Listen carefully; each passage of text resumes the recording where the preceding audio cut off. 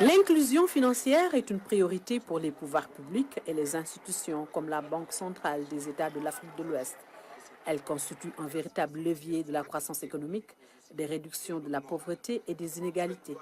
En 2016, la BCEAO a élaboré une stratégie régionale d'inclusion financière dans l'UEMOA et ces concertations vont permettre la mise à jour du document. Cet atelier d'évaluation de la SRIF est organisé dans tous les pays de l'Union à la demande des autorités de la BCEAO, en vue de soumettre un document cadre révisé de politique en matière d'inclusion financière à la validation du Conseil des ministres de l'Union. L'objectif de notre atelier national est d'échanger sur les orientations, les priorités stratégiques à imprimer à la stratégie régionale d'inclusion financière pour les années à venir, en vue de renforcer l'inclusion financière dans l'Union et au Sénégal en particulier. La mise en œuvre de cette stratégie a permis d'enregistrer des progrès significatifs en matière d'accès et d'utilisation des services financiers par les populations.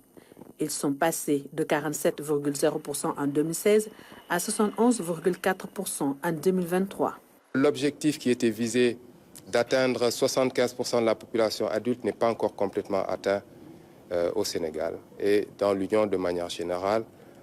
Nous en sommes dans l'Union à 71%. Toutefois, au Sénégal, nous sommes au-delà. Nous sommes au-delà, mais nous pouvons encore faire mieux puisque la cible, je disais tantôt que c'était les populations adultes, mais nous visons essentiellement les populations rurales, les jeunes, les femmes, les PME. Sur la situation de référence de l'inclusion financière, donc qui a servi de base à l'élaboration de cette stratégie nationale, nous avons constaté au Sénégal que plus de 50% de la population aujourd'hui n'a pas accès à un compte dans une institution financière. Et plus de 35% des PME qui constituent l'essentiel de notre tissu économique également n'a pas accès à un compte dans une institution financière.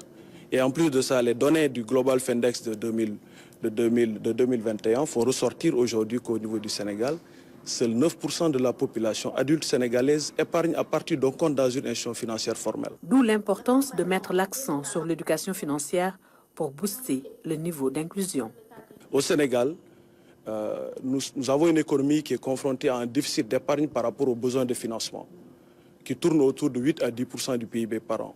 Donc le fait de pouvoir avoir aujourd'hui une stratégie nationale d'inclusion financière, adossée à un programme national d'éducation financière qui est piloté par l'OQSF, permet aujourd'hui de booster le niveau de l'épargne intérieure au niveau du Sénégal et surtout de booster la croissance économique et renforcer le caractère inclusif de la croissance économique au niveau du Sénégal. Cette rencontre de 2 jours va permettre également de réfléchir sur les défis émergents à prendre en compte pour renforcer l'inclusion financière et améliorer son impact sur les populations et la croissance des PME et PMI.